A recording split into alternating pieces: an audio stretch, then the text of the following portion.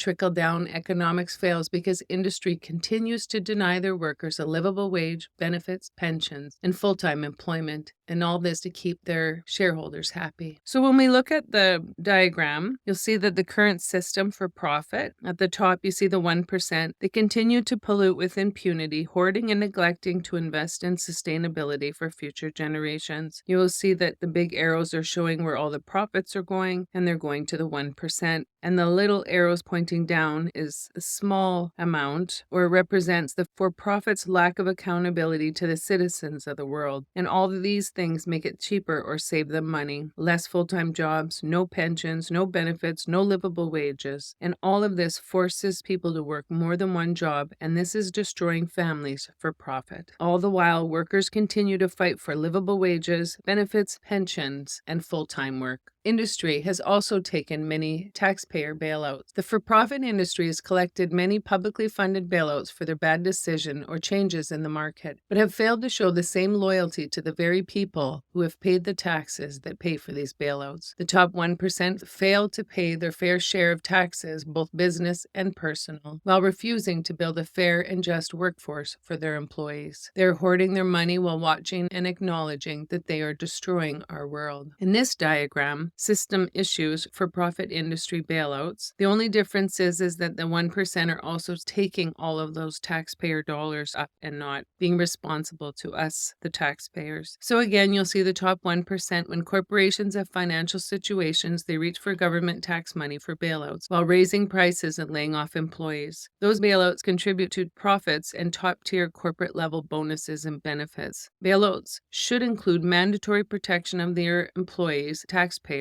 as they contribute to the bailout money, and at the same time, workers continue to fight for livable wages, benefits, pensions, and full-time work. Industry continues to refuse to spend the money needed to fix the problems that they have caused and continue to cause, even while they receive socialist money while bragging that they are making record profits. This greed and abusive treatment of their workers and taxpayers has to stop. The average person is held to a higher standard than the rich and their businesses, and it is time to hold them accountable for their actions. Some of the industries who have collected bailouts are the banking and finance, automakers, insurance companies, oil industry, and the airline industry.